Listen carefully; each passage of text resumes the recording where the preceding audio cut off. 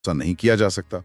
और फिर एक और बात हुई, माहे पर अंग्रेजों ने कब्जा कर लिया। माहे? हाँ, माहे एक फ्रांसीसी बंदरगाह था, लेकिन हैदर के संरक्षण में था, तो ये भी एक बड़ा कारण बना। तो हैदर अली फिर से मैदान में, लेकिन इसी युद्ध के दौरान 1782 में उनकी मृत्यु हो गई।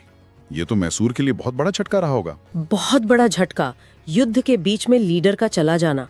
लेकिन उनके बेटे टीपू सुल्तान ने फौरन कमान संभाली और युद्ध जारी रखा। हाँ, पूरी ताकत से जारी रखा। और टीपू भी अपने पिता की तरह ही काबिल सेनापति और रणनीतिकार साबित हुए। तो इस दूसरे युद्ध का अंत कैसे हुआ, क्या नतीजा निकला? युद्ध करीब 4 साल चला, दोनों तरफ काफी नुकसान हुआ। आखिर में 1784 में मैंगलोर की संधि हुई। मैंगलोर की संधि, इसमें क्या हुआ? यहाँ दिलचस्प बात यह है कि ये बराबरी की संधि थी। मतलब टीपू ने अपने पिता की मौत के बाद इसे हासिल किया। अच्छा। दोनों ने एक दूसरे के जीते हुए इलाके लौटा दिए, युद्ध बंदियों को रिहा कर दिया।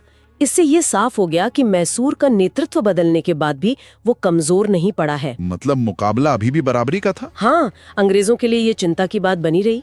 संघर्ष खत्म नहीं हुआ था, बस कुछ वक्त के लिए टल गया था। तो 2 युद्ध हो गए, नतीजा लगभग बराबरी का। लेकिन अब आता है तीसरा आंग्ल मैसूर युद्ध, 1790 से 92। यहाँ कहानी बदल जाती है ना? हाँ, यहाँ समीकरण बिल्कुल बदल गए। इस बार अंग्रेजों ने अपनी कूटनीति ज्यादा बेहतर तरीके से इस्तेमाल की। उन्होंने क्या किया? उन्होंने टीपू के जो पुराने दुश्मन थे, हैदराबाद के निजाम और मराठे, उनको अपने साथ मिला लिया। लालच दिया होगा? हाँ, टीपू के राज्य के हिस्सों का लालच दिया गया। तो अब टीपू अकेले पड़ गए और उनके खिलाफ 3 ताकतों का गठजोड़ था। और अंग्रेजी सेना का नेतृत्व कौन कर रहा था? खुद governor general Lord Cornwallis.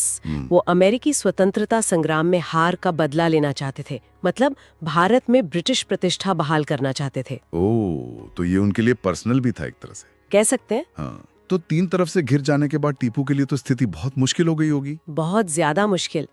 Tipu ने बहादुरी से मुकाबला किया, इसमें कोई शक नहीं, लेकिन इस मिले जुले हमले के सामने वो टिक नहीं पाए। हार गए। हाँ, हार माननी पड़ी। अंग्रेजों ने उनकी राजधानी श्रीरंगपट्टनम उसको घेर लिया था। और इस हार की कीमत टीपू को क्या देना पड़ा? कीमत बहुत भारी थी। 1792 में हुई श्रीरंगपट्टनम की संधि और शर्तें बहुत कठोर, अपमानजनक थीं। जैसे कि टीपू को अपना लगभग आधा राज्य अंग्रेजों, निजाम और मराठों को देना पड़ा। आधा राज्य? हाँ, और युद्ध के हार जाने के तौर पे एक बहुत बड़ी रकम चुकानी पड़ी।